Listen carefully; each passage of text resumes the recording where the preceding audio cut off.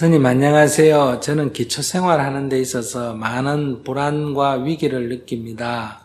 결혼하면 이런 고민 안 할 줄 알았는데 그게 안 되고 보니 남편 믿고 짜증스럽습니다.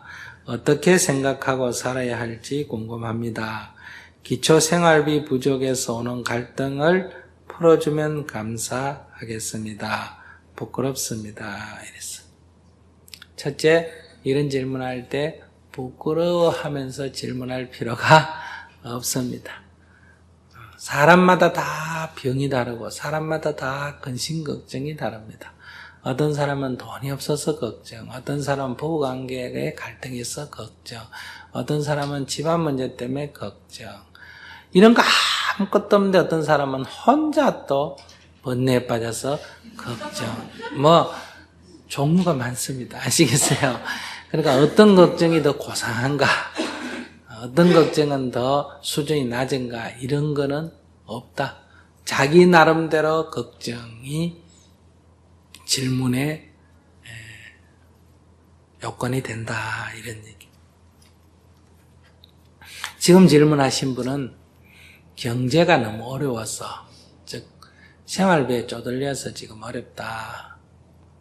보통 결혼하게 되면 남편이 돈을 벌어서 아내가 생활하는데 지장이 없도록 준다.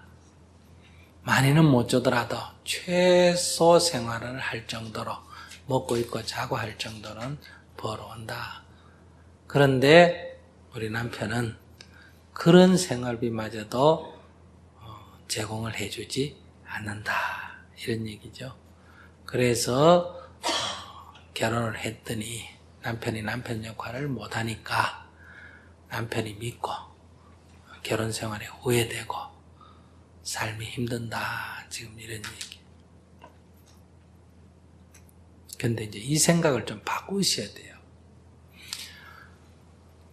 옛날에는 여자는 시집 가면 남자 말 듣고 시댁 말 듣고 눈 감고 3년, 귀 막고 3년, 입 막고 3년 이렇게 살아라, 이런 얘기가 있었죠.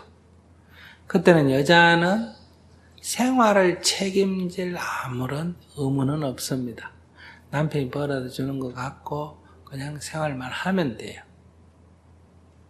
대신에 여자는 입 다물고 눈도 감고 귀 막고 시킨 대로 조용히 살아야 돼요. 그런데 이제 시대가 바뀌었어요. 여자분들도 눈 뜨고 살고 할 말 다 하고 살아요.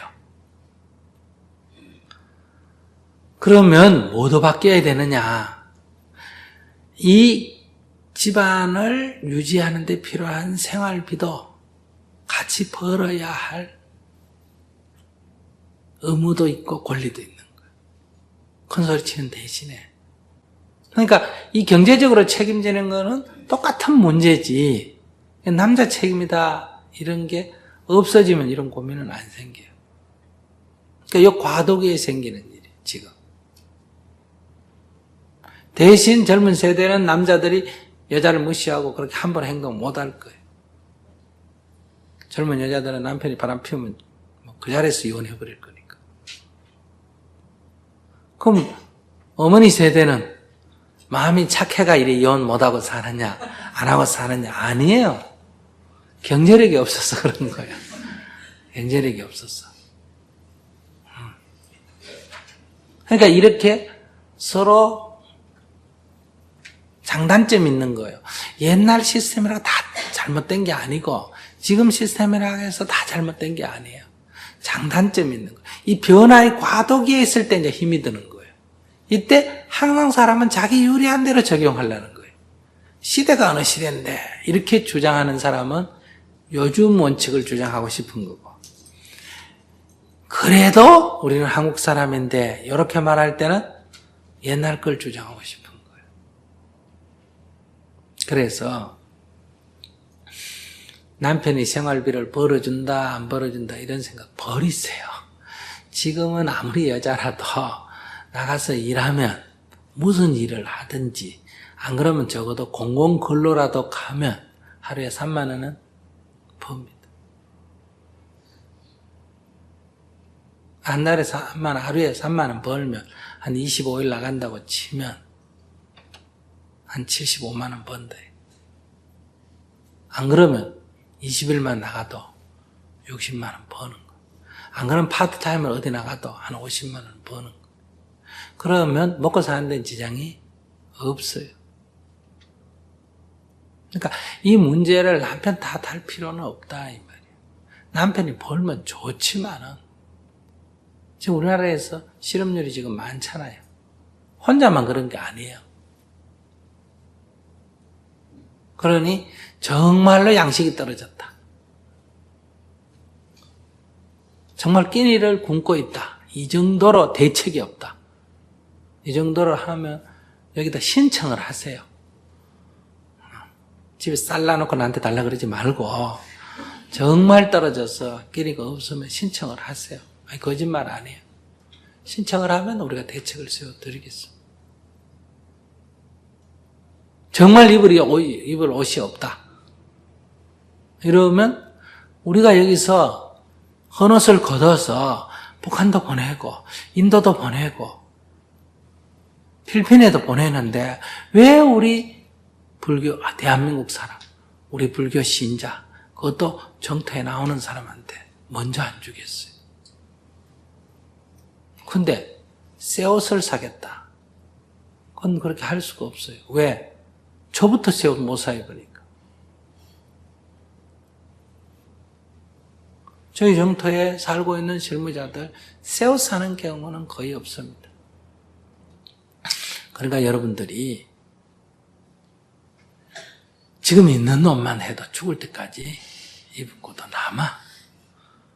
그럼에도 불구하고 결혼 30주년이다 뭐다 해가지고 나한테 인원도 안 하고 남편이 딱 사올 때가 있다. 그건 뭐 어쩔 수가 없어. 그러나 나한테 은원을 하면 뭐라고 해라? 현금으로 달라. 현금으로 달라. 옷 한 벌 맞추는데 반지 하나 하는데 100만 원 들면 내 절반만 받을게. 아예 그냥 50% 디스카운트 해줄 테니까 현금으로 달라. 이렇게 해서 보시하면 된다 이 말이에요. 그런데 이 질문하신 분은 있어도 이러자고 가르치는데 없는 게 뭐가 걱정이에요? 없는 사람 이런 걱정 안 해도 되잖아. 그죠? 그러니까 옷이 없어서 정말 춥고 옷이 없어서 벗고 살 정도다 하면 여기 정토에 신청하면 옷 충분히 드립니다. 여기 지금 간단한 시장 열죠, 그죠? 아나바나 장터 열 때 그때 1,000원 주고 구해도 되고. 이번 제가 필리핀 갔더니 우리 정토 실무자가 워카를 턱 신고 등산을 하는 거예요. 그래서 야, 네 신발이 내 신발보다 더 좋다 이러는 거예요. 그러면 네가 내보다 더 좋은 거 신어도 되겠어? 내가 이렇게 농담을 했어요. 그랬더니 그 사람 다 변명거리가 있어요. 나는 신발이 좋다 그랬는데 그분은 대답이 저는 1,000원 주고 샀어요 이래. 좋든 말든 나는 값싸게 산 거니까 스님 신는 것보다 내 신발이 훨씬 값이 싸다 이거야. 그래서 야, 그 좋은 신발 1,000원짜리가 어딨노? 이랬더니 정토에 그 나눔장터에서 샀다는 거예요. 그거 전부 일괄적으로 1,000원에 팔잖아, 그죠? 그러니까 워카 하나 좋은 걸 1,000원 주고 산 거예요. 그 옆에 있는 고사님이 나는 청계천에 가서 16만 원 주고 샀다는 거예요. 그러니까 어떤 분이 자기 집에 그 군화가 하나 있었는데 이 나눔장터에 내놨고 그걸 1,000원에 팔았고 근데 북한에 보낼 때 그 한 컬레만 달랑 보낼 수는 없는 일이잖아요. 그죠? 같은 종류를 하나만 보내기가 어려워요. 그건 꼭 필요한 사람이 신어야지. 그러니까 그냥 신을 수도 있지만 장터에 가서 1,000원 주고 사서 신었다는 거예요. 그러니까 저 두북 창고에 가면 인도 주기 위해서, 북한 주기 위해서, 뭐 필리핀 주기 위해서 이 옷이라든지 여러 물품이 창고에 가득 있어요. 그러니까 이 옷이 부족하면 얘기하시라고. 없으면 제 거라도 줄 테니까. 첫째는 다시 정리하면 남편에게 의지하지 말고 내가 간단하게 일을 해서 최저 생계비 정도 되는, 지금 최저 생계비를 얼마 주는 건 모르겠네. 30만 원 줘요? 정부에서 주는 게 한 30만 원 될 거예요. 그러면 그 30만 원을 주는 얘기는 그것만 하면 사람이 밥은 먹고 산다 이런 얘기. 그런데 요즘 나가서 간단하게 일하면 그보다는 더 벌어요. 그래서 노인이라든지 환자라든지 아주 극한 상황이 아니면 정부 도를 받을 필요가 없습니다. 그보다는 더 벌 수 있으니까. 그러면서 이제 이 서민들을 위한 그런 정치를 한다면서 이 봉사활동을 가는데, 노인들이 요만한 쪽방에 혼자 사는 데 있잖아요. 그런데 봉사 갔다 온 얘기를 하는 거예요. 서울역 앞에, 그 다음에 영등포 역 앞에 쪽방이 있는데 한 평이나 한 평 반 정도 된대요. 감옥처럼. 그런데 거기서 사람이 산다는 거예요. 대부분 혼자 사는데 어떤 사람은 부부 애 하나까지 데리고 사는 사람도 있더라고요. 얘기를 가만 들으니까 옛날에 한국에 그렇게 사는 사람이 있었지만 아직도 그렇게 사나, 나도 한번 가봐야 되겠다. 난 요즘은 최근에 와서는 없어지고, 이제 중국에서 온 조선족 우리 동포나 외국인 노동자들이 그렇게 아직도 산다. 옛날에 우리 가난할 때처럼 했는데, 아니, 한국 사람들이 그렇게 사는 사람이 아직도 많다는 거예요. 그러면서 그 한 할머니 만나서 얘기를 들었는데, 할머니가 최저생계비 30만 원을 받고 사는데, 누가 뭐 얘기해서 뭐 심부름하고 일 좀 거들어주면 3만 원을 준다. 그렇게 해서 가서 하루인가 이틀 일하다 그만뒀다는 거예요. 3만 원 받고 그만뒀다는 거예요. 근데 그게 구청에 이제 준 사람은 신고를 할 거 아니에요. 그죠? 그래서 와서 다음 달에 돈을 받았는데 27만 원이 나왔다는 거예요. 그래서 봤더니 3만 원 받았다고 3만 원을 빼고 왔더라는 거예요. 그래서 그 할머니가 항의한 거는, 이러면 누가 일하느냐 이거야. 다 주는 것만 받아먹고 살지. 그래서 이 복지정책이 잘못된 게 아닌가 이런 얘기예요. 근데 그 말도 맞아. 그러나 정부 입장에서는 30만 원 이하만 주기로 했고, 그 30만 원 이상, 자기 나름대로 30만 원 이상 돈을 벌면 하나도 안 주고, 어떻게 아르바이트가 10만 원 벌면 20만 원을 줘서 보충시킨다. 이런 정부 정책 입장에서는 어쩔 수 없는 일이다. 그러나 이제 이걸 적극적으로 바꿀 수는 있겠죠. 오히려 이렇게 하기보다, 돈을 이렇게 주기보다는 할머니라도 일을 해서 10만 원 벌면 정부에서 얼마 도와주고, 10만 원을 도와주고, 20만 원을 벌면 얼마를 지원해준다. 20만 원을 지원해주고, 30만 원을 벌면 30만 원을 지원해주고, 그 다음부터는 지원 안 한다. 이런 방식이 낫지 않느냐. 그러면 근로의 욕구를 높일 수 있지 않느냐.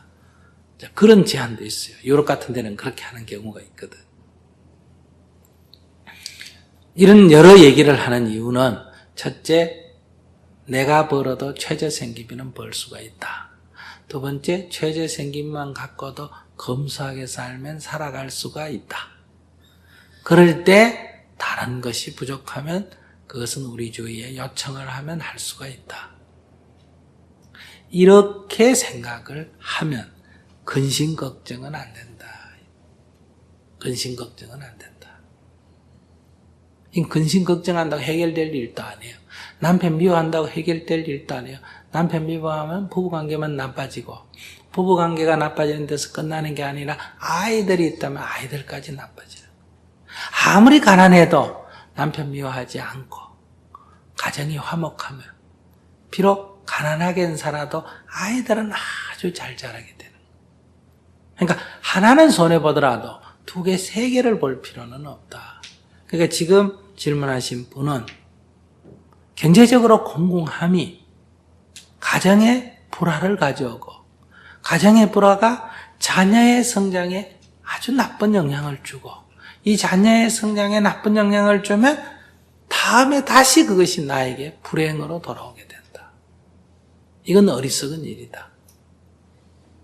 그러니까 남편이 기대를 내려놓으셔요. 돈이 없어서 어렵게 사는 나도 힘들지만 돈을 못 벌어오는 남편도 얼마나 힘들겠느냐. 그러니 오늘부터 남편을 위해서 기도를 하시라 이 말이에요. 첫째는 참회. 내 입장에만 서서 당신을 미워하고 원망했는데 오늘 스님 법문 듣고 보니 참 당신 입장에 서서 보면 당신도 얼마나 답답하겠냐. 직장도 제대로 없고 그러니까 술 먹게 되고 그러니까 잔소리하면 화가 나니까 성질 사납게 되고 내가 남편을 이해하고 좀 보살펴 드려야 되겠다. 그러지 못한 나를 참여하고 앞으로 내가 남편을 좀 보살펴 줘야 되겠다. 사랑으로 감싸줘야 되겠다라는 원을 세우고 이렇게 첫째 기도하고 두 번째 내가 딴 데 갔으면 몰라도 정토에 오기를 참 잘했다. 정토에 오면 세 가지 모토가 있다. 첫째 어떻게? 적게 먹고 두 번째 적게 입고 세 번째 적게 자자. 한마디로 말하면 적게 소비하지 않은 운동이다.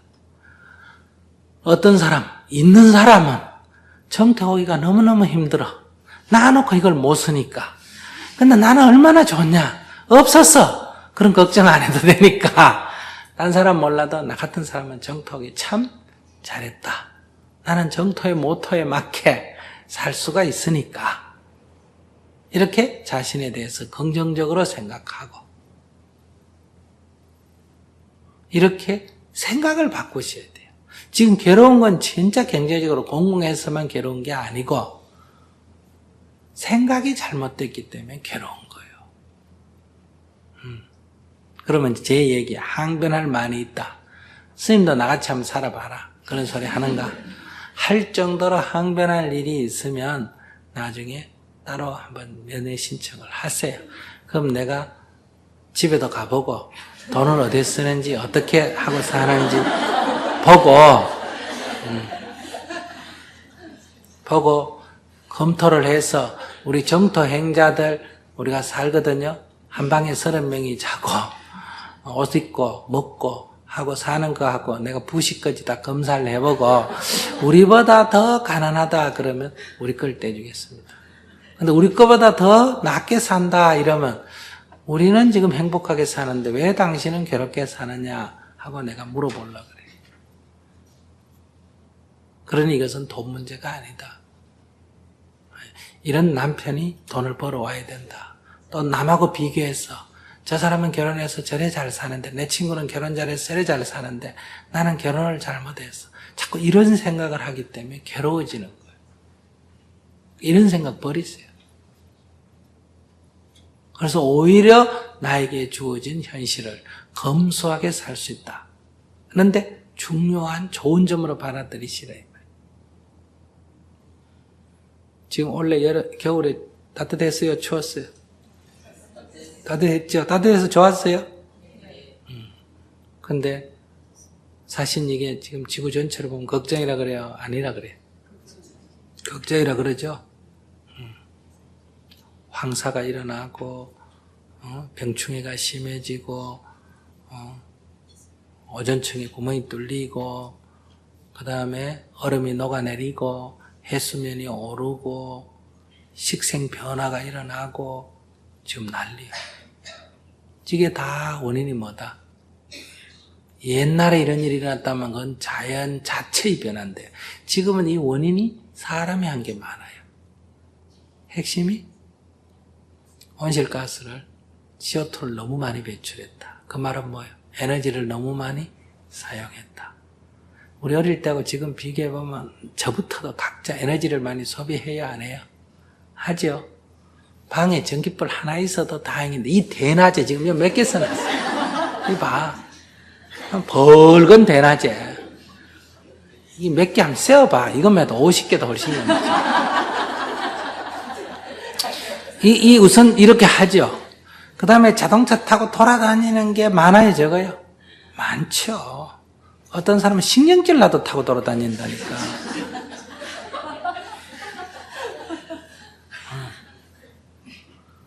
여러 곳에서 낭비가 엄청나게 심합니다. 그러니까 이런 거를 자초한다. 즉 과소비. 우리가 너무 많이 소비하기 때문에 결과로 이런 위험을 지금 자꾸 초래하고 있다.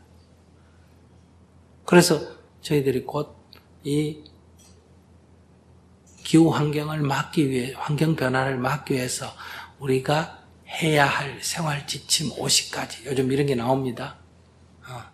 전기불 끄기부터, 컴퓨터 코드 빼기부터, 가능하면 덜 움직이기. 회사 같으면 직장을, 아파트를 어때요? 회사하고 가까이에 두기. 요즘은 여기 회사가 있는데 살기는 이쪽 끝에 살고, 이쪽에 있는 회사 사람은 또 살기는 이쪽 끝에 살고, 그래서 왔다 갔다 하면서 길에서 1시간 낭비하고, 또 길만 먼 게 아니에요. 길이 막혀가지고 가스 배출하고, 이렇게 생활이 뒤죽박죽 돼 있다. 그리고 먹는 것도 너무 많이 먹어가지고, 살 빼기. 그게 전쟁까지 가서, 살 빼기 전쟁까지 하고, 그죠? 생긴 대로 안 살고 또 다 뜯어 고치는데 돈이 얼마나 드냐. 외과, 정형외과 이런 데는 아파서 상처나가 가서 치료하려면 할 의사가 없고 센 거 뜯어 고치는 것만 있다는 거예요. 이런 식이 좀 바뀌고 있어요. 이건 삶의 분명히 문제입니다. 만약에 우리가 이걸 선호한다면 과보고를 받아야 돼요. 기독교식으로 표현하면 뭐다? 천벌을 받아야 되는 거예요. 종말이 온다 이런 얘기. 이것이 이제 우리가 받아야 할 일. 이 과보를 받지 않으려면 우리가 좀 정신을 차려야 돼요. 그런 입장에서 질문하신 분은 본인은 조건이 참 좋은 사람이에요. 나머지 사람들은 있는데 안 쓰려니까 이게 참 큰 일인데, 없어서 안 쓰려고 노력할 것도 없으니 얼마나 좋은 거냐. 이렇게. 옛말에 이런 게 있잖아요. 홍수가 나서 논밭이 다 떠내려갔어. 집도 떠내려가고. 그러니까 사람들이 나와가지고 울고 불고 난리야. 그런데 거지 부자가 살았는데 집 떠내려갈 일도 없죠. 논밭 떠내려갈 일도 없죠. 그러니까 아들이 아빠 우리는 안 울어도 되네 그랬어. 그랬더니 아빠가 뭐예요? 다 이건 네 갭이 덕택인 줄 알아라. 이 말이 딱 맞는 사람이 누구다? 스님한테 해당되는 말. 우리 부처님이 이렇게 가르쳐놔서 우리는 이런 걱정 안 해도 돼요. 불자라면 이런 거 갖고 걱정 안 해도 돼요. 불자라면. 어떤 사람은 있는 것도 버리고 부처님은 왕위도 버리고 출가해서 검소하게 사는데 없는 게 뭐가 걱정이에요. 그러니까 그렇게 생각을 좀 바꾸시라 이 말이에요. 그러면 걱정은 안 된다 이 말이에요. 그럼 걱정이 안 되는 괴롭지 않는 상태에서 내가 조금 더 경제적인 활동을 하기 위해서 노력을 하든지 그런 건 해도 좋아요. 이 수행의 핵심은 마음에서 괴롭나 안 괴롭나 이게 과제예요. 살다 보면 힘든 일이 있어요 없어요? 있지. 힘든다고 다 괴로워요? 아닙니다. 등산할 때 힘이 들어요 안 들어요? 들지. 그래도 괴롭지가 않죠. 힘드는 거 이코로 괴로우면 아니에요. 통증 이코로 괴로우면 아니에요. 실패 이코로 괴로우면 아니에요. 가난 이코로 괴로우면 아니에요. 근데 우리 대부분은 그게 이코르 관계에 있어요. 그러나 실제로는 그건 별개예요. 그러니까 우리는 가난하되 괴롭지도 않고 병이 나도 괴롭지도 않고 등산을 해도 괴롭지가 않고 힘이 들어도 괴롭지가 않고 살 수 있는 법을 터득하게 되면 재산이 있어도 좋고 없어도 좋고 남편이 살아있으면 의족해 살고 돌아가시면 혼자 재밌게 살고 아무 관계가 없다 이런 얘기예요. 그걸 우리가 지금 배우는 거예요. 부모님이 살아계시면 잘 봉양하고 또 부모님이 계시지 않으면 또 자유롭게 살고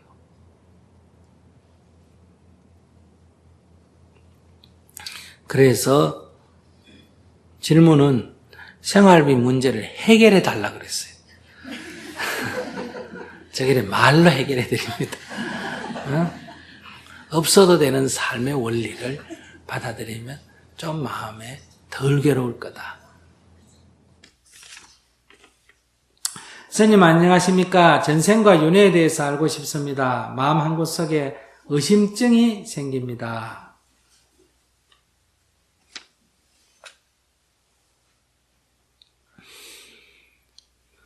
우리가 쓰는 단어, 우리가 알고 있는 이론이나 사상 이런 것들이 다 요즘 생긴 게 아니고 2000년 전에 생긴 것도 있고 3000년 전에 생긴 것도 있고 그래요.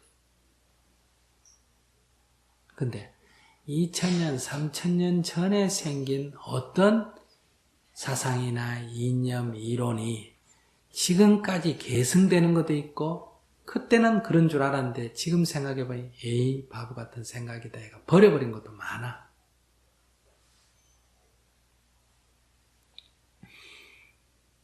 옛날에는 바다에서 파도가 심하게 일면 그걸 어떻게 해석을 했어요?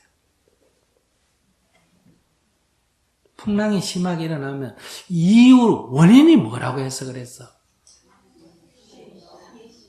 용왕이 노했다 이렇게 회의를 했죠. 그죠? 그 말고 다른 원인을 몰랐어.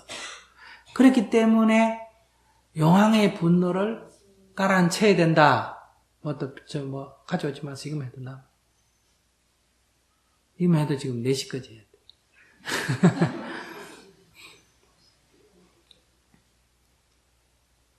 그러니 제사를 지낸다, 심청일 인단수에다가 제물로 보낸다 이런 방식으로 문제를 풀었단 말이에요. 그럼 그때 사람은 어리석었느냐? 그때 사람 수준에서는 어때요? 지혜롭다고 한 거예요. 그런 지도를 해준 사람이 보통 민중들이 하나 그 당시에 뭐 좀 안다는 사람이 그런 지도를 해주나? 그 당시에 뭐 좀 안다는 사람이 이래라 저래라 지도해줘가 그거 하는 거예요. 또 일식과 월식이 일어날 때도 제를 지내고 그러죠. 일식이 일어나면 그걸 이용해가지고 이것은 현왕이었대요. 바로 신의 버림을 받은 거다 이렇게 해석을 한다든지 여러 그 나름대로 전설이 있지 않습니까? 근데 그런 것들이 요즘 오면 그게 사실이 아니다. 지금도 일식월식 있기는 있어요, 없어요? 있고 지금도 풍랑 일어나야 안 일어나요? 일어나. 그런 현상은 있지만은 그 원인은 사실은 그게 아니다 이렇게 밝혀졌어. 그래서 요즘은 배를 크게 만들어서 풍랑이 일어나든지 말든지 상관 안 한다든지 바람이 불어서 풍랑이 어떻게 일어나고 해일이나 이런 원리를 알아가 조기에 예방을 한다든지 미리 알려준다 이 말이에요. 미리 알려준다는 건 막을 수는 없고 미리 알아서 피하든지 그렇지 않으면 큰 배를 만들어서 끄떡없게 하든지 이렇게 자꾸 연구를 해서 거기에 대응을 한다 이 말이에요. 그런데 이 종교 가운데는 아직도 그 2000년, 3000년 전에 그때 사람들이 이거 이유를 잘 몰라가지고 이럴 거다 저럴 거다 한 거를 아직도 그대로 진실인 양 믿고 있는 게 있다 이 말이에요. 그래서 옛날에는 종교 집단이 제일 지혜로운 집단, 사회를 리드하는 선진 집단이었는데 지금은 어떠냐면 종교 집단이 제일 어리석은 집단 비슷합니다. 대통령이 되는 거는 국민의 뜻에 의해서 됩니까? 신의 뜻에 의해서 됩니까? 신의 뜻에서 되면 선거할 필요 있습니까? 없습니까? 투표한다는 건 국민의 뜻에 의해서 되죠. 그럼 대통령 하겠다는 사람이 신한테 빌어야 돼요. 국민한테 자기의 뜻을 잘 전해야 돼요. 그런데도 아직도 국회의원 될지 안 될지 시장 될지 안 될지 다 어디 뭐 보러 다닌다? 뭐 보러 다니고 빌러 다니고 이러잖아.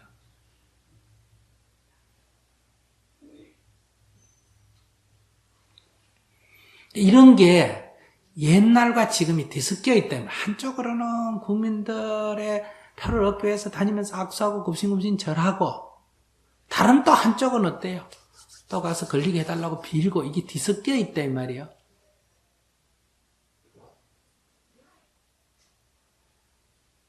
이런 데서 이런 오해들이 자꾸 생기는 거예요. 윤회라는 이 사상, 윤회 사상의 원뿌리는 지금부터 5,000년 전 인도의 토착 세력인 드라비다족의 사상입니다. 그것이 인도에 브라만교가 들어와서 아리안족이 인도를 침략해서 인도 대륙을 지배하면서 자기들 사상이 주류를 형성하고 이 드라비다족 사상은 다 없앴는데 그 중에 드라비다족 사상이 브라만 사상에 들어와서 그대로 남아서 거기에서 또 자리 잡은 게 뭐다? 윤회 사상.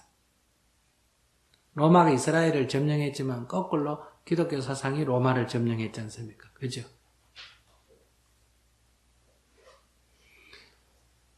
그 브라만 사상의 허점을 비판하면서 나온 게 불교예요. 그렇기 때문에 초기 불교, 서가모니 부처님의 근본 가르침에서는 오늘 우리가 얘기하듯이 이런 식으로 뭐든지 다 전생이 어쩌고 저쩌고 이런 얘기 없어. 그런데 불교가 인도에서 일어났기 때문에 또 인도에서 불교가 오랜 세월 동안 역사적으로 내려오면서 불교가 인도의 전통사회에 영향을 주기도 하지만 인도의 전통사회 토속신앙이 거꾸로 또 수행자 집단에게도 영향을 줍니까? 안 줍니까? 주는 거예요. 그래서 부처님의 가르침과 후대의 인도 불교와는 좀 틀립니다. 이해하시겠습니까? 원래 불교하고 우리나라에 들어온 불교하고가 조금 틀리잖아. 원래 불교에 산신각, 칠성각 이런 게 있었어요? 없었어요? 없었어. 그러나 우리나라 불교는 우리나라의 사람들이 산신, 칠성을 믿었기 때문에 그걸 불교 안으로 수용한 거예요. 불교에는 원래 신중나 저런 거 없었어. 부처님의 원 가르치면은. 근데 인도 불교에는 인도의 신앙은 우리가 산신, 칠성 믿듯 인도 사람은 브라만 믿고 제석천 믿고 온갖 신들 믿었지 않습니까? 그죠? 그러니까 그게 인도 사람들에게는 그게 받아들여진 거란 말이에요. 그래서 나온 게 이 신상들이란 말이에요. 그러니까 원시불교는 이런 거를 안 했는데 대승불교라는 게 아까 스님이 중심이 됐다 그랬어요. 신도가 중심이 됐다 그래요. 신도들이 중심이 되다 보니 세속에 사는 사람이 중심이 되다 보니 자기들의 토속 신앙을 다 불교 안으로 끌고 들어왔단 말이에요.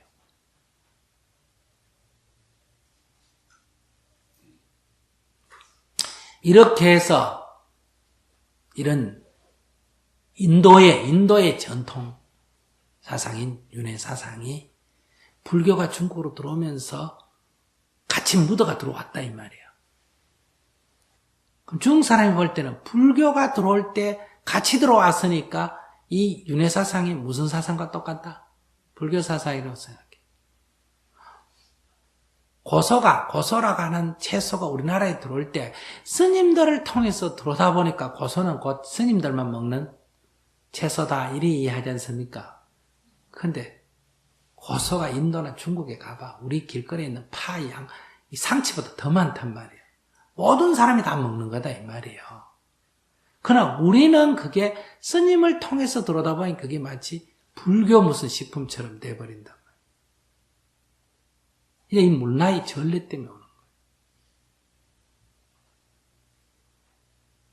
그러니까 윤회 사상은 그것은 인도의 전통 사상이지 불교의 핵심 사상은 아니다 이 말이에요.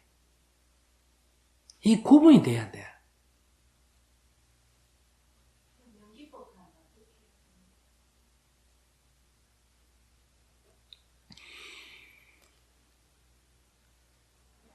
부처님이 어느 날 영축산에서 내려와서 탁발을 하고 돌아가는데 어떤 청년이 동쪽으로 자라면 하고 서쪽으로 자면 하고 남쪽으로 자면 하고 북쪽으로 자면 하늘 한번 쳐다보자 땅 한번 쳐다보자 이런단 말이에요. 계속 하고 있어. 그래서 니 지금 뭐하고 있냐? 니 동쪽으로 왜 자라니? 몰라요? 서쪽으로 왜 자라니? 몰라요? 남쪽은 북쪽은 모른다는 거예요. 근데 왜 하는데? 아이고 우리 아버님 하라 그랬다. 우리 아버님 이거 하면 좋다고 꼭 하라 그랬다. 육방을 향해서 예배를 하라 그랬다. 그래 부처님이 불렀어. 동쪽은 왜 저러느냐? 서쪽은 왜 하느냐? 이 6방향에다가 부부관계를 어떻게 할 거냐? 즉 아내가 남편을 어떻게 모실 거냐? 남편이 아내를 어떻게 돌볼 거냐? 부모가 자식을 어떻게 돌볼 거냐? 자식이 부모를 어떻게 섬길 거냐? 스승이 제자에게, 제자는 스승에게 어떻게 할 거냐? 요렇게 일러줬단 말이에요. 그러니까 부처님이 그 쓸데없는 짓이야 이런 것도 있어. 지난번 시간에 제가 얘기 드렸는지 모르겠지만 사람들이 강가강에서 모욕하면 모든 죄가 없어진다. 이렇게 믿고 사람들이 가서 모욕을 하니까 진짜 모욕한다고 죄가 없어집니까? 이렇게 부처님한테 물으니까 부처님이 강가에 가서 모욕한다고 죄가 없어지면 강가강에 사는 물고기는 다 하늘나라에 가겠구나. 이렇게 얘기했다. 그거는 그런 어리석은 생각을 정면으로 탁 지적을 한 거란 말이에요. 그럼 이 경우에도 야 임마 허공에다 대러 왜 절하냐 임마 수행해 이렇게 말할 수도 있지만 나 같으면 그렇게 말할 건데 부처님은 자비하신 분이란 말이에요. 가늠하면 상대들 마음에 상처가 안 되도록 하시는 분이란 말이에요. 그러니까 동쪽은 부부관계를 그러니까 남편이 아내에게 어떻게 하라, 아내는 남편에게 어떻게 하라, 자식은 부모에게 어떻게 하라, 부모는 자식에게 어떻게 하라, 스승은 제자에게 어떻게 하라, 제자는 스승에게 어떻게 하라, 이렇게 6가지 의미를 부여해서 설명을 해줘. 이걸 육방예경이라 그래. 그럼 진짜 동쪽은 남편이 아내에게 하는 방향이다 이런 말하면 부처님 뜻하고 같아요, 틀려요? 안 맞죠. 동쪽으로 절하는 게 중요한 게 아니고 아내 된 자가 남편한테 어떻게 할 거냐 이게 중요하다는 거야. 저 이럴 때는 절하지 마라 소리를 안 하고 거기다 새로운 내용을 채워줬다. 그러니까 이런 전생 얘기에 대해서 부처님이 아예 언급을 안 하신 경우도 있고 다른 한편을 어떻게 하느냐 그 의미를 인도의 전통 사람들이 생각했던 의미와 다른 의미를 부여했다 이 말이에요. 용어는 같이 쓰되 의미 자체를 바꿨다. 이렇게 해서 이제 인연법을 설명한 거예요. 그러니까 인과응보가 그거란 말이에요. 지은 인연의 과보를 피하려고 하지 말아요. 그러니까 지은 인연의 과보를 피하려고 하지 마라. 그럼 지었을 때는 어떻게 했냐? 기꺼이 받겠다고 마음을 내버리면 더 이상 나한테 고통이 안 되는 거. 또 그 과보가 싫으면 인연을 짓지 말라는 거. 이 짓지 마라가 뭐예요? 계율이에요. 기꺼이 받아들여라. 이게 참이에요. 그러니까 그것에서 어떻게 해탈할 수 있느냐를 일러줬다는 거. 근데 이제 어느 나라든지 제가 이 법문을 여러분들이 들으면 쉬워요, 어려워요? 쉽지. 근데 지난번 어제 노인잔치한 할아버지 할머니들이 들으면 지금 내 이 법문이 어려워요, 쉬워요? 엄청나게 어려워. 그러면 그분들이 이걸 이해하기 위해서는 어떻게 일러줘야 된다? 예를 들어서 쉽게 재미있게 이렇게 얘기해 줘야 돼. 그래서 이 불법은 정말로 바르지만은 아무런 이 생각이 뇌에 있는 사람에게는 말귀를 못 알아들으니까 옛날에 전해내던 옛날의 얘기에다가 어때요? 이 부처님의 말씀을 섞어가지고 얘기해 주면 어때요? 재미있단 말이에요. 이렇게 해서 인도에 옛날부터 전해내려온 재미있는 속담, 격언, 전설 여기에다가 부처님 가르침을 집어넣어가지고 어때요? 사람들에게 얘기해줘서 대중이 불교를 쉽게 받아들이도록 했다. 이게 지금 우리에게 전해내려오는 게 있다 이거예요. 무슨 말인지 이해하시겠어요? 그러니까 이런 데는 거의 그 옛날 얘기에다가 집어들어가 있어. 그러니까 이런 불교가 있다 이 말이에요. 불교 안에 이건 불교가 아닌 게 아니라 그러나 지금은 이제 그런 불교를 계속 고집할 거냐 안 그러면 원래 부처님이 이 수행을 해서 해탈하는 이 불교를 할 거냐 하는 건 오늘 우리들의 선택이에요.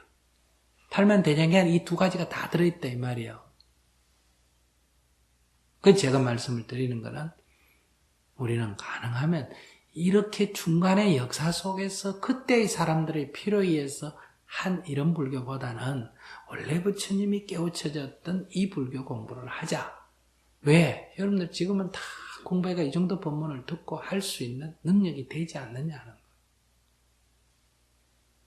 또 다른 비유를 들어서 말하면 여러분들이 무당이 굿하는 거 봤어요? 굿하는 거 봤어요? 못 봤어요? 자세히 못 봤어요? 무당이 굿을 하면 그 옛날에는 굿할 때 어느 동네에서 누가 뭘 잃어버렸다. 그럼 그 찾으려면 무당을 데려옵니다. 그래가 굿을 하면서 옆에 대나무 지팡이가 있어요. 내림대라고. 그걸 다 동네 사람이 하나씩 와서 집어보게 합니다. 아시겠어요? 그러면 이게 떨어요. 떨어. 그것도 신내림이 쉬운 사람은 이게 떨면 타타타타 떨면서 이게 갑니다. 가서 이게 딱딱딱딱딱 떨어가가지고 그 훔친 집에 가서 딱 써요. 이래가 도둑 잡는 경우도 있다 이 말이에요. 옛날에 이런 원리하고 요즘 이 원리하고 같이 거의 비슷한 원리가 뭐냐면 거짓말 탐지기예요. 그러면 옛날에는 이런 현상은 알지만 왜 이런 원리가 생기는지는 신이 이게 지시를 해서 안다 이렇게 했단 말이에요. 그런데 오늘날은 이 심리적인 무의식을 가지고 이걸 하죠.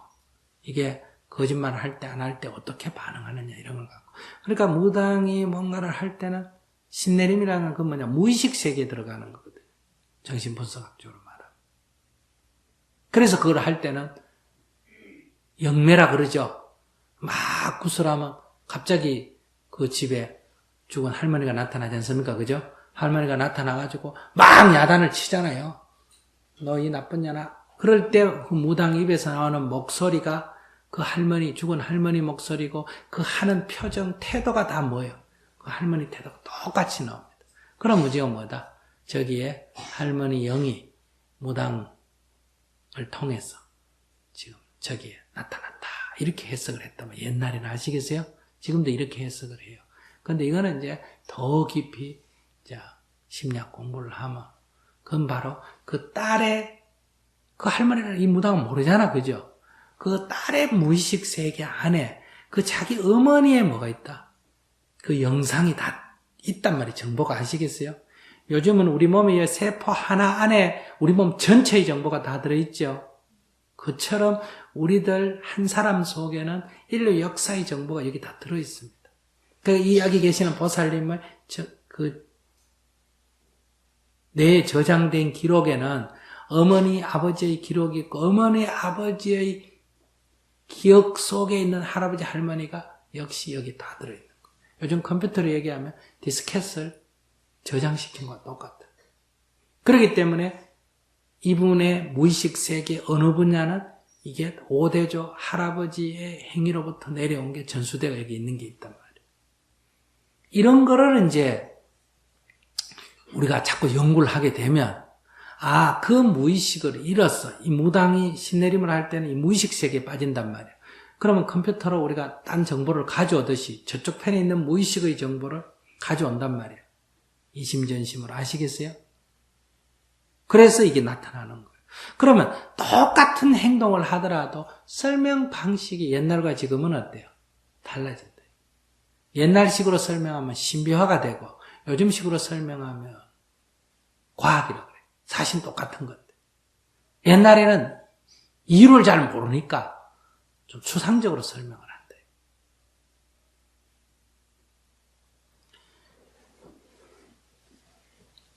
자, 이렇게 해서 이제 여러 얘기들이 나오게 된다. 그래서 여러분들이 아기를 가졌을 때 굉장히 중요해요. 아기를 가졌을 때 여러분들이 어떤 마음을 갖느냐에 따라서 그 아이의 가장 기초가 형성이 돼요. 아이가 이 세상에 태어나서 3살 때까지 그 아이의 기본 심성이 형성이 됩니다. 그렇기 때문에 여러분들이 아기를 가졌을 때 여러분들이 마음을 어떻게 쓰느냐, 아기 어릴 때 키우면서 남편에게 어떤 마음을 내느냐, 그게 아이의 기본 심성이 되는 거예요. 그래서 뒤에도 나오는데 아이에 대해서 뭐 말을 안 듣고 어쩌고 저쩌고 하면 제가 얘기를 딱 들어보고 그건 시댁에 참여하세요. 그거는 남편한테 참여하세요. 이거는 원인이 거기에 있다는 거예요. 이런 거를 옛날에는 잘 모르니까 어떻게 설명해 버린다? 전생이 어떻고 이렇게 설명하는 거예요. 틀린 건 아니에요. 그러나 지금 시대가 달라졌어요. 그래서 전생과 윤회는 오늘 길게 얘기 못하고 앞으로 이제 계속 공부를 하지만은 전생과 윤회라는 것은 용어상으로는 지금 불교를 대표합니다. 종교로서의 불교를 대표한다 이 말이에요. 불교하면 윤회 전생이에요. 그러나 담마, 법의 차원에서 불교적 관점에서 볼 때는 윤회와 전생, 업은 불교의 핵심 사상이 아니에요. 그거는 불교의 사상의 옆에 묻어온 인도 문화에 속하는 거다. 근데 연기법에서는 법률에 의해서 연기하는 연기법도 이제 연기법을 어떤 관점에서 보느냐, 이제 수행의 관점, 해탈의 관점에서 보느냐, 그렇지 않으면 이제 얘기거리로 이제 보느냐, 여기에 따라 또 다릅니다. 그는 이제 더 공부를 하셔야 돼요. 그러니까 여러분들이 이제 여기 와서 지금 법문을 들으면서 공부를 하면 한 6개월이나 1년 해야 대충 의심이 떨어집니다. 왜냐하면 지금 내가 알고 있는 상식적인, 그저 들은 얘기, 불교는 이런 거다 하는 거 하고, 이제 이렇게 직접 부처님 가르침을 공부하면, 같은 것도 많지만 안 맞는 것도 많아. 그래서 여러분들이, 그게 그거였구나. 잘 몰랐던 걸 알게 되는 재미가 있고, 하나는, 헷갈리는 게 있어. 이런 줄 알았더니 이게 아니네. 하고 헷갈리는 게 있고, 그럼 다른 게 있어. 전혀 이제까지 알고 있었던 거하고 부처님 가르침하고 다른 게 나타나. 이 사이에서 여러분들이 좋은 점도 있고 법을 듣고 기뻐하는 것도 있고 법을 들으면서 헷갈리는 것도 있고 이렇게 해서 몇 개월 공부를 하면 이제 질서가 딱 잡히면 이런 거 다 해결이 돼. 이건 왜 이런 말이 나왔고 이런 말이 나왔고 이게 무슨 의미가 있냐 이런 게 이제 해소가 돼. 이건 이제 계속 나오는 질문이니까 다음에 가면서 해결하겠습니다. 단지 결론적으로 말하면 윤회와 전생 얘기는 불교의 중심 사상은 아니다. 그럼 불교의 중심 사상은 뭐냐? 해탈과 열반에 대한 얘기. 또 중요한 불교 사상은 연기, 중도, 공 이게 불교의 핵심 사상이에요. 윤회니 전생이니 이런 얘기는 변두리 불교라고 하는 큰 나무의 격가지로 붙은 작은 잎사귀들에 불과한 거다. 스님, 신금을 울리는 설법에 늘 기쁨을 느끼고 있습니다.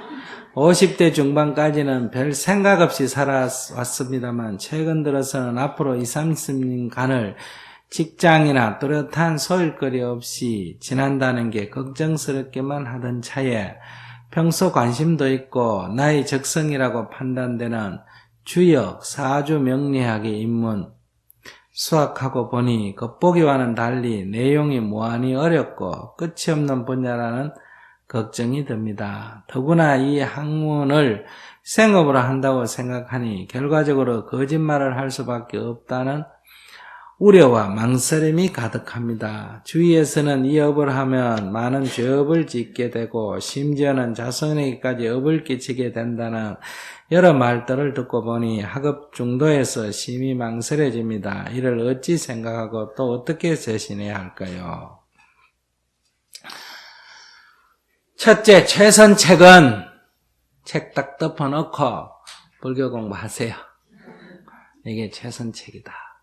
차선책은 그냥 열심히 공부하세요. 열심히 공부하시고 그 나름대로 그 도에 따라서 그냥 생업을 하세요. 왜? 그것보다 이 세상에는 더 사기치는 사람도 많거든요.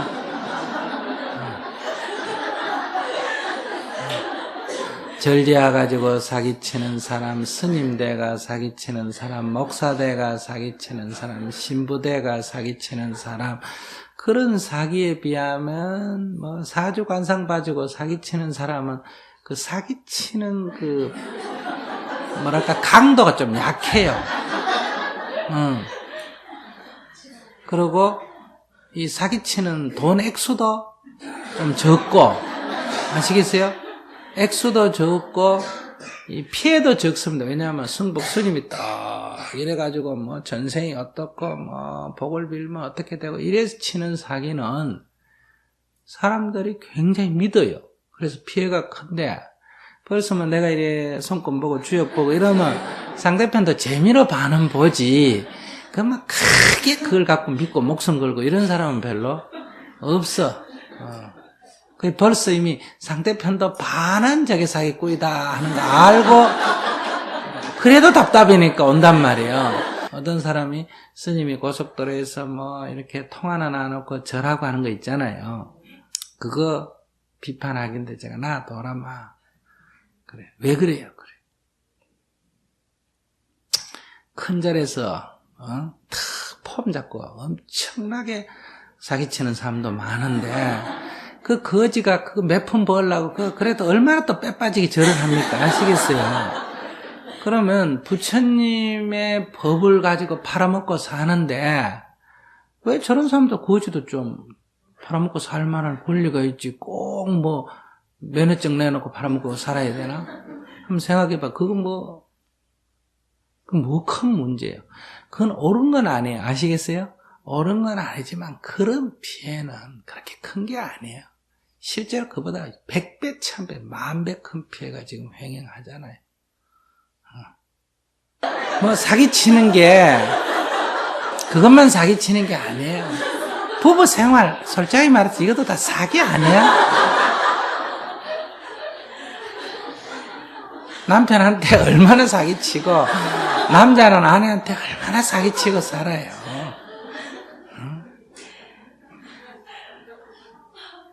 이 세상에 서로 적당하게 속이고 살잖아요. 그거 다 밝히면 요새 우리 사회에서 뭐라 그래요?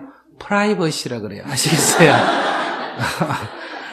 그래서 적당하게 치는 사기는 서로 눈 감아 주고 사는 거예요. 그래서 남편 비리, 아내 비리 다 밝히려고 하면 못 살아요, 같이. 적당한 좀 눈 감아주고 큰 문제 안 되는 거는 서로 넘어가고 그렇게 서로 살아야 돼요. 부부지간에도 그렇게 적당하게 눈 감아주고 살면 오히려 화목하게 살고, 너무 꼬치꼬치 따지면 같이 못 살아요. 나도 옛날에는 스님이 돼가지고 막 우리 불교계 막 이렇게 너무 꼬치꼬치 따지고 정법이라는 이름으로 이래서 막 성녀가 된 게 막 부끄럽고 막 불교 신자가 된 것 자체가 부끄럽고 막 이랬어요. 오히려 너무 따지다 보니까. 그래서 요즘은 별로 안 따지니까 어때요? 오히려 내 공부 잘 되고 내 할 일 열심히 하고 그런 데 쏟는 에너지 가지고 이 세상에서 필요로 한 일 하고 그러잖아요.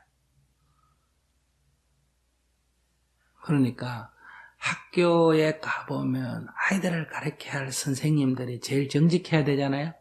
근데 거기에 선생 채용하는데 돈이 몇 천만 원씩 오고 가고, 박사 하는데도 돈 들고, 석사 하는데도 돈 들고, 교수 채용하는 데는 몇 억이 들고, 아까도 신문 잠깐 보니까 어느 이사장이 선생 채용하는데 1인당 4천만 원씩 받아 2개 받아 먹고 걸리고, 뭐 교수 채용하는 데서 몇 억 들고 이러거든.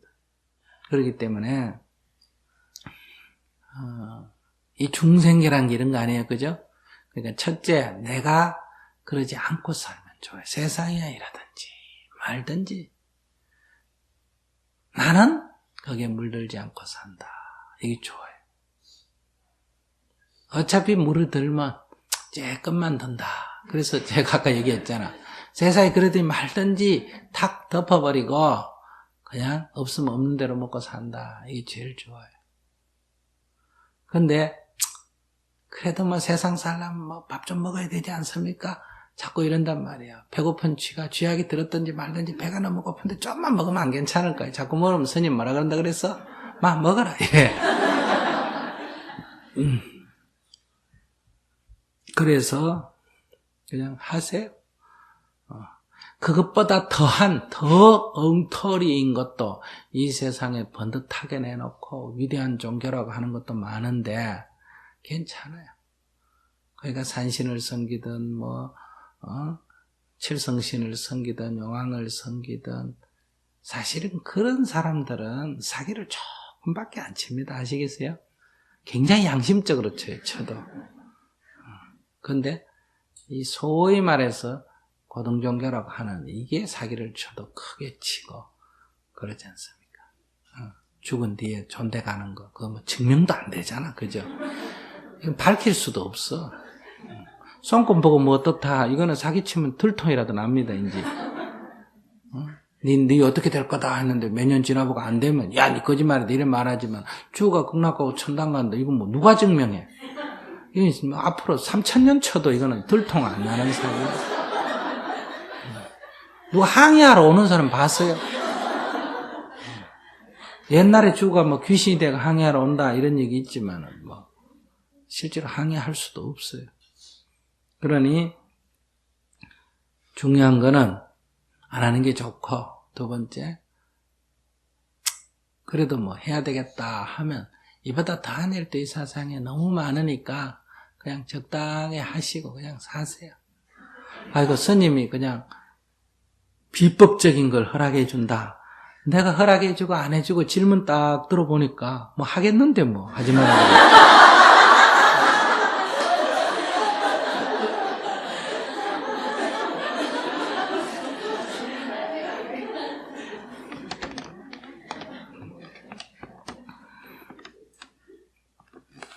그래서 첫째 자기가 하지 말 것, 두 번째는 그렇게 하는 세상을 이해할 것, 인정할 것.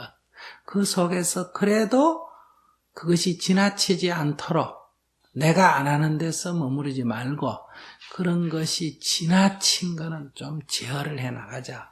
그래서 스님이 이렇게 세상에 관심이 많은 거예요. 그래서 우선 큰 문제부터 남북 간에 전쟁이 생긴다. 이런 뭐 주역 보고 사기친 거, 뭐 스님들이 뭐 좀 사기친 거, 이거는 문제가 안 돼. 이거는 뭐 엄청난 피해가 오는 거예요. 이런 것부터 먼저 좀 막아야 돼. 큰 것부터. 저기 막 몇백만이 굶어 죽는 거, 이런 것도 좀 막아야 되는 거예요. 그리고 지금 막 정치적으로 주장하는 것 중에 막 거짓말이 얼마나 많은지 모릅니다. 아시겠어요? 송금 보고 거짓말하는 건 뭐 여기 비하면 아무것도 아니에요. 그럼 피해가 미쳐봐야 그 사람 한 사람, 뭐 미쳐봐야 그저 돈 많은 2만원 낸 거 그밖에 없는데 이거는 나라의 운명이 걸리고 엄청난 사람이 굶어 죽는 걸 외면시키고 과부가 이런 말 할 수 없단 말이에요. 그러니까 우선 큰 것부터 좀 막아야 돼. 큰 것부터. 그래서 따져보면 뭐 학교 하는데 교육 비리, 뭐 스님들 사회 비리, 뭐 종교계 비리. 요새 스님들 종교계 비리에 대해서 얘기 안 하잖아요. 왜? 이 더 큰 이 사건들이 워낙 큰 게 있으니까. 그래서 우선 뭐 재물이란 건 사기차가 좀 읽고 뭐 해봐야 뭐 죽고 사는 건 아니잖아요. 그죠?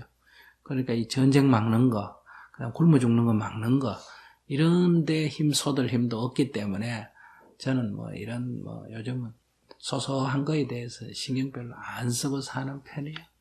아이고, 그래, 언내 먹든지, 그래, 사기치고 서로 뜯어먹고 살아라, 이렇게.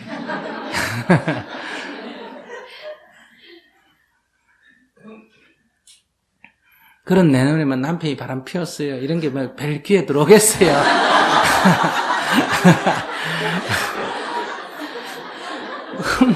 좀 바람 피우면 어떤데? 그만 일에 죽는 사람이 생기는 것도 아니고, 무슨 일이 생기는데? 그래서 나한테 질문해봐야. 그래요. 근데 조금 저 멀리 보고 큰 눈을 보고 살아야 됩니다. 제가 지금 전쟁 일어나고 굶어 죽고, 이런 것도 더 큰 눈으로 보는 사람은 어때요? 야, 그것도 너무 작은 눈으로 본다. 이렇게 말한단 말이에요. 아시겠어요? 그래서 전지구적인 눈으로 봐라. 더 나아가서는 전생명적인 눈. 정생명적인 눈으로 볼 때는 한국에서 어떻게 해가 몇 명이 굶어 죽고 전쟁이라 이런 건 문제가 안 됩니다. 아시겠어요? 지금 오존층이 파괴되고 지금 빙하가 녹고 해수면이 상승되고 기상이변이 오고 종이 멸종되고 이게 진짜 우리 인류에게 큰 재앙이지. 뭐 몇 키 죽고 저런 거는 지금 재앙축에도 안 들어가는 거 인지 닥칠 우리들의 미래를 생각하면. 그래서 우리가 가장 크게 생각하는 환경적인 문제고, 또 그 다음에 인류적인 측면에서 보면 지금 몇십만이 막 굶어 죽고 하는 이런 질병으로 죽고 1년에 막 수천만 명이 굶어 죽고 병으로 죽는 이게 큰 문제.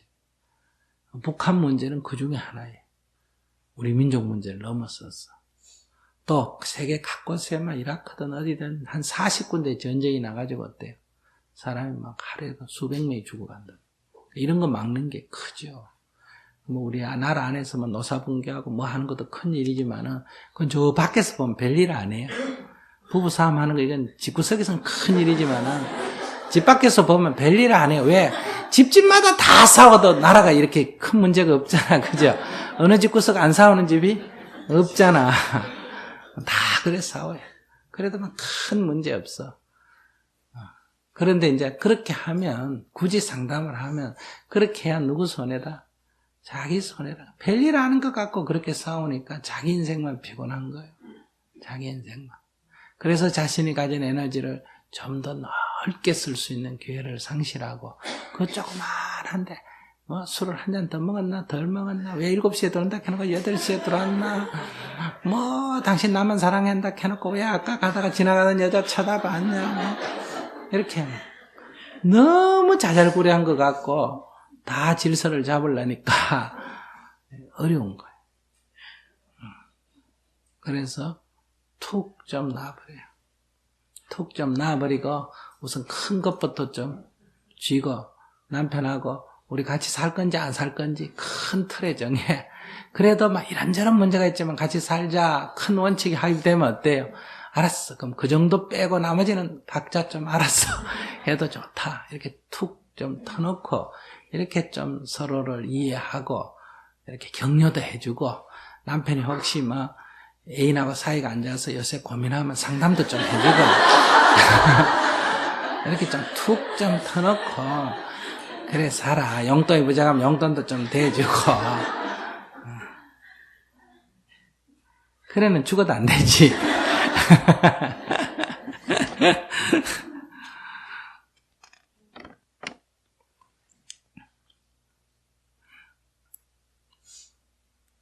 자, 결론은 열심히 공부하셔서 해보세요. 괜찮아요. 요즘 뭐 풍수지리다, 사주다, 뭐 손금이다, 이런 거 뭐 관사이다, 이런 거 요즘 서양에도 유행합니다. 아시겠어요? 그래서 재미로 하면 또 재밌어요. 재미로 하면. 뭐 고스톱도 치는데 뭐 그 재미로 한다고 무슨 문제가 생기겠어? 저기 어디고 태백에 가보면 뭐 빠진코 같은 그런 노름도 정부가 세금 거두고 합리화해가 막 재산이 막 망하고 이런 것도 정부가 허가내 주는데 뭐 이게 문제겠어요?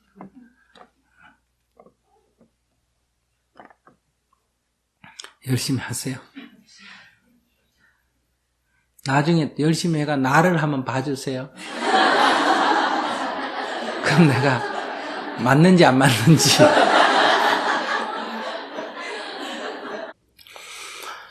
불법성에 귀합니다. 붉게 물든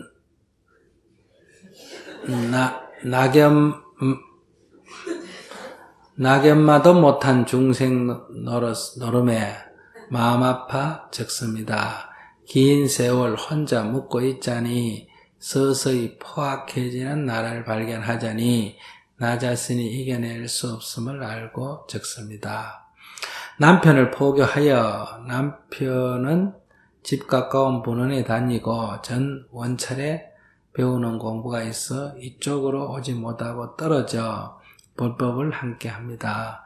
남이 볼 때는 더없이 부러움을 살 정도로 두 사람 각각 열심히 하고 있습니다. 남편은 많은 역할을 맡아 앞에 서서 본인이 가지고 있는 모든 것을 봉사에 쏟았습니다. 지금도 계속하고 있고요. 문제는 거사와 보살 관계예요. 한 보살이 그렇게 기도를 열심히 하고 마찬가지로 봉사도 열심히 하는 보살이에요. 어느 날 남편을 좋아한다기에 그렇냐고 좋은 인연인가 보다 받아줬어요. 이것이 지금의 나의 화두고 고민입니다. 너무 지나치도록 나에게 접근하고 나 또한 믿고 받아줬어요. 그런데 두 사람의 애정 표현인지 좋아하는 데서 나오는 습관인지 내가 있든 없든 두 사람의 표현을 나누며 웃고 즐기기에 혼자 그냥 묻어둔 세월이 길어지니까 서서히 남편이 미워지거든요. 처신은 똑바로 못하고 믿는다는 사람들이 애욕적으로 빠지나 싶어 법은 배우려고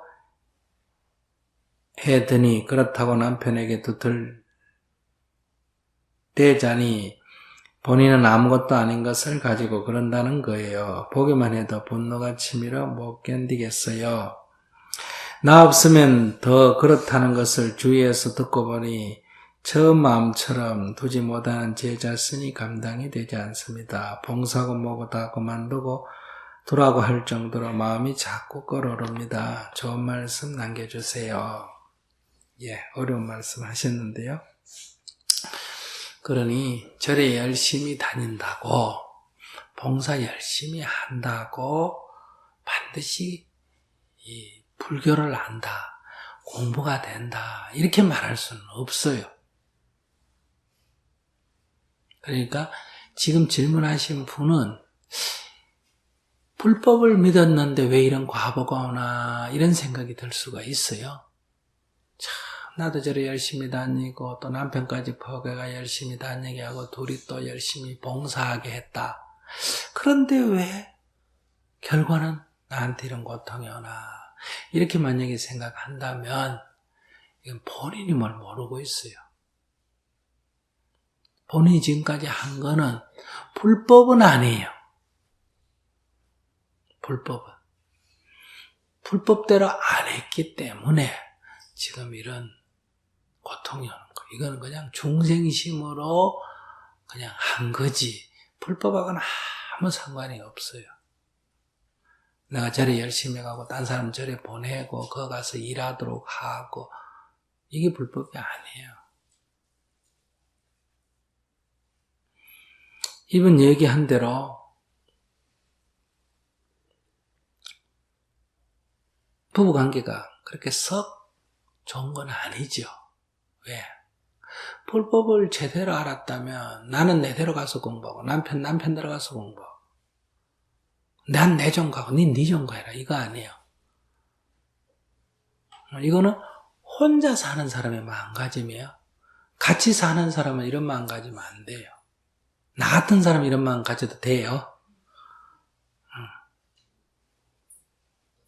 나는 내 길 가고 넌 너 길 가고 그러면 돼요.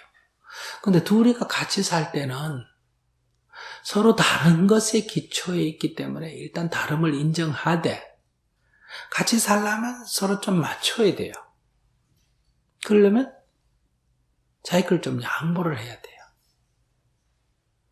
근데 양보를 안 하고 니대로 난 나대로 이렇게 생각하거든. 이 불법은 아니라는 거예요. 아무리 팔만대장가를 공부해도 이거 자체가 이미 이 마음의 출발이 이미 비불교적이다는 거예요.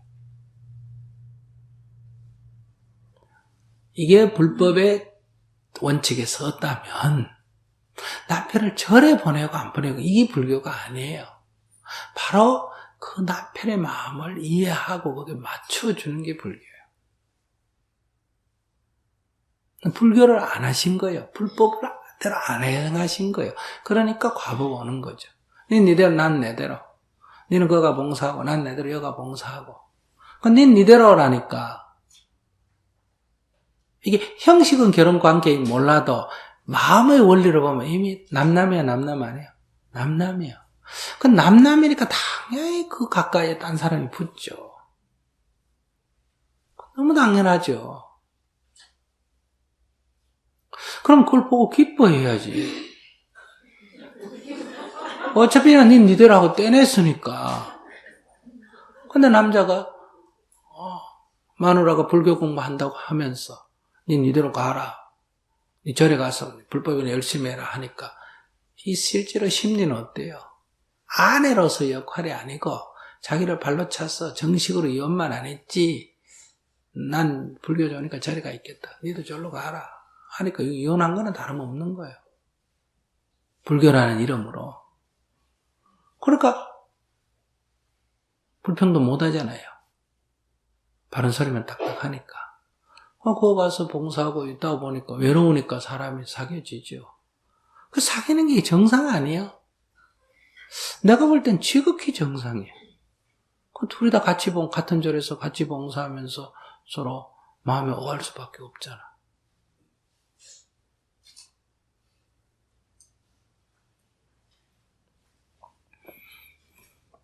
그러니 누가 붙여줬어? 내가 붙여줬잖아. 절에 안 가려는 사람 내가 끌고 와가지고 그 절에 보내가 열심히 봉사하도록 열심히 하도록 했으니까 열심히 봉사해 또 옆에 있는 딴 사람이 또 좋아 보여 안 좋아 보여? 좋아 보이도록 만들어가 내가 중매쟁이처럼 인연을 맺어줬잖아요. 이 내가 지은 업의 과보란 말이에요. 의도한 건 아니더라도 결과가 그렇게 될 수밖에 없는 인연을 내가 지은 거예요. 그러니까 이거를 받아들이세요. 그래서 둘이가 재밌게 살도록. 어차피 난 내 공부하는데 남편이 내가 혼자 공부하니까 니도 혼자 공부해라. 이게 말이 안 되잖아요. 그러니까 내가 아내 역할을 못하면 딴 사람 좀 역할을 하도록 어때요? 고맙게 생각해야지. 아이고 보살님 감사합니다. 제 역할까지 다 해줘서 고맙습니다. 우리 남편 나하고 있으면 재미가 없는데 보살하고 같이 해서 너무너무 재미있어요. 우리 남편 기쁘게 해줘서 감사합니다. 그리고 용돈도 좀 드리고 그렇게 했어요. 좋게 받아들였어요. 좋게. 나는 이미 불법 공부했다면 여기 보니까 나는 이미 불법 공부하셔서 이미 공부가 됐으면 남편 혼자인데 이혼하고 가려면 자식하고 여러 가지 문제가 있잖아. 그죠? 그건 내가 떠난 자리에 한 분이 남편 잘 보살펴 주니까 아이고 얼마나 편안하게 공부할 수 있어요. 죄 짓지 않잖아 이러면. 그런데 도리어 내 못 먹는 밥 딴 사람 먹으니까 지금 화가 난다 이 얘기야. 옛날에 이런 말 있지. 가다가 바나나네 좋았네. 내 하기는 싫고 남 주기는 아깝고 이런 말 있잖아. 그죠?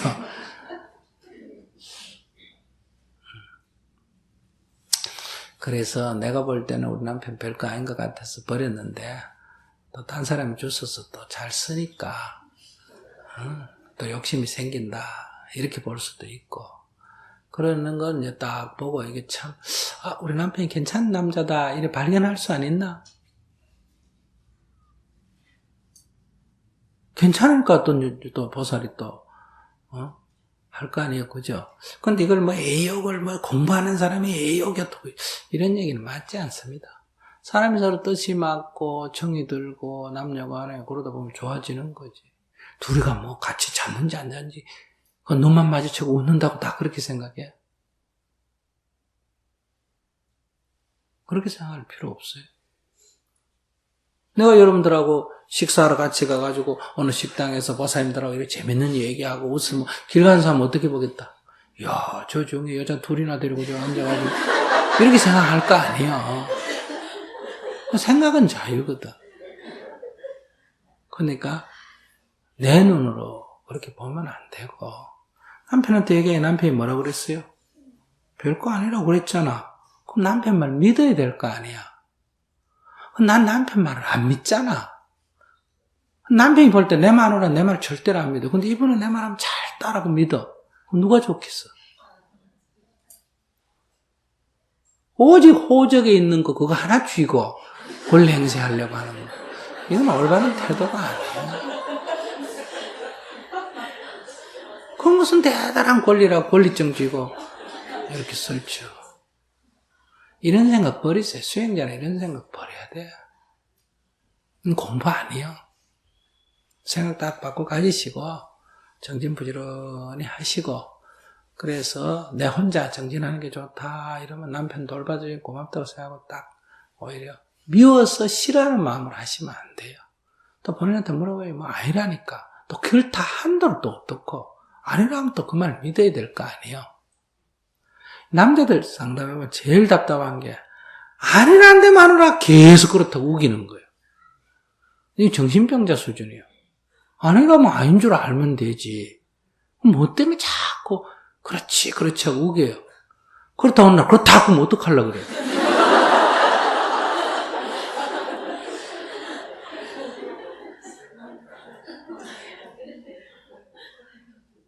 그럼 또 그러겠죠. 이제 그때 갔어요. 여보 알지? 또 이러려고 해요. 그래요. 그러니까 그런 거 묻는 게 아니에요. 궁금해서 한번 물어봐서 아니라 하면 그런 줄 믿어야 돼. 진위 여부란 게 없어. 내가 아닌 줄 믿으면 뭐다? 아닌 게 진리요.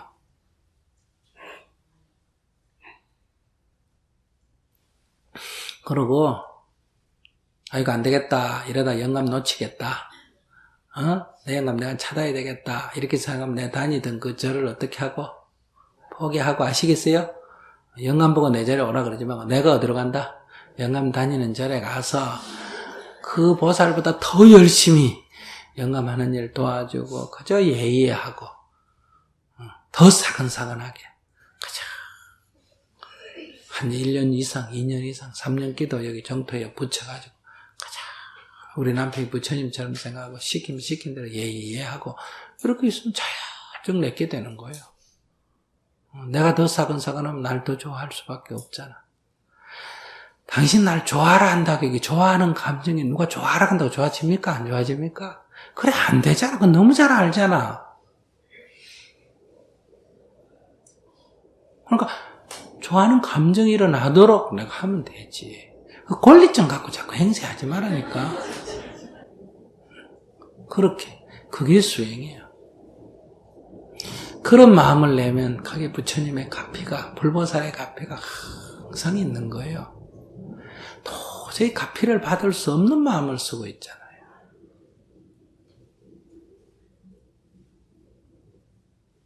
그렇게 기도하세요. 그렇게 기도 딱 하시면 어느 쪽이든 좋아요. 어느 쪽이든. 이쪽이면 이쪽에 맞게 기도하고 저쪽이면 저쪽에 맞게 기도하고 부부 같이 하려면 내가 맞추고 숙여줘야 되고 또 내 고집대로 하려면 어때요? 남편은 지 좋아하는 대로 하도록 다 길을 열어주셔야 돼요. 이게 내가 먹긴 싫고 남 먹는 거는 안 되고 이 중생심의 중에도 가장 어리석은 중생심이에요. 그런 마음 내지 마세요. 그러면 과보가 따릅니다. 진짜 가장 나쁜 마음이에요.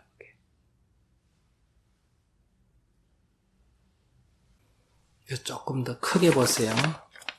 크게 보시고 이렇게 내 고집대로 내 맘대로 하려고 하기 때문에 다 내가 괴로운 거예요. 결국은 남편은 뭐 딴 여자분 만나 재밌게 노는데 그거 보고 나는 괴로워하면 누구 손해다? 그죠? 내만 손해잖아. 남 즐겁게 노는데 난 더 즐거워야지 왜? 그걸 보고 나 괴로워하면 내만 손해요. 집 와서 울면 내 눈물만 자꾸 빠지는 거예요. 베개 젖으면 내 빨래거리만 나오는 거예요. 잠 못 자면 나만 피곤한 거예요. 나한테 좋을 게 하나도 없어. 뭐 때문에 바보 같은 짓을 해요. 나는 더 즐겁게 놀아야지. 자기 인생을 스스로 행복하도록 하세요. 그렇게 할 수 있는 건 법에 의해서 이 마음의 원리에 따라서 마음을 쓰면 언제나 자기 인생을 행복하게 가꿀 수 있다. 자신을 소중하게 만들 수 있다. 이런 얘기. 결혼해가 실패했니, 뭐 남편이 죽었니, 뭐 병이 들었니, 사업이 망했니, 애가 매달렸니, 이런 거 아무 관계 없어요. 그 놔놓고 행복할 수 있어. 중학교 2학년짜리가 얼마나 엄마 밑에서 배우고 배웠으면 엄마 니나 잘해라 이러겠어.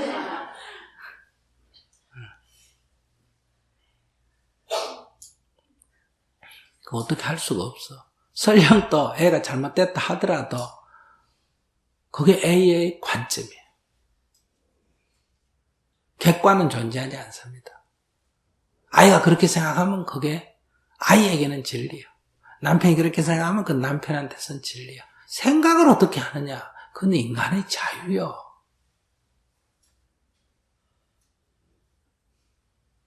그건 통제할 수가 없어. 저기 어떤 여자분이 있는데 이 남자가 그 여자를 상상하면서 껴안는 상상을 하는 자유다 이 말이에요. 가서 껴안으면 안 되지만은 그건 통제할 수가 없어서 사상, 신념, 종교 이런 건 자유라는 거예요. 마음을 어떻게 쓰느냐 그건 자유요. 수행에서는 이제 그걸 갖고 문제를 삼지.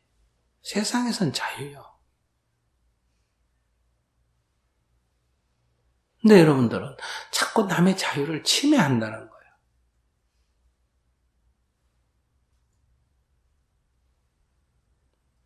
그래서 존중하세요. 존중은 딴 거 아니에요? 인정하는 게 존중. 이해하는 게 존중. 그런 마음가짐을 오늘부터 가서 남편을 있는 그대로 한번 인정해봐요. 술 먹으면 먹는 거, 담배 피우면 피우는 거, 늦게 오면 늦게 오는 거. 인정하면 해줘봐.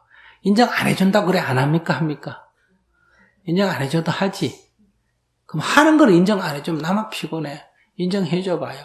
인정해주면 더 하지 않겠냐? 절대로 그 청개구리는 더 하는 법은 없습니다. 하라고 하면 안 하는 사람이에요. 오히려. 그래서 인정해줘. 그럼 내가 얼마나 편한지 몰라. 그분을 위하는 것 같은데 사실 나를 위하는 거예요. 그 위에서 이제 대화를 하기 시작해요. 인정을 안 하기 때문에 대화가 안 되는 거예요. 내가 먼저 인정을 하고 이해를 하고 그리고 대화를 해봐요. 동조하라는 얘기 아니에요. 그럼 기적이 일어납니다. 기적이. 전생까지도 바꿀 수 있어. 사주도 바꿀 수 있어. 하느님의 뜻도 바꿀 수 있어.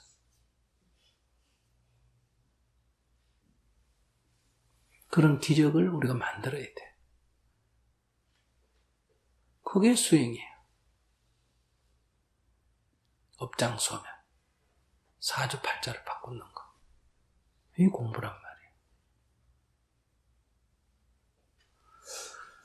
그런 공부 해나가시기 바랍니다.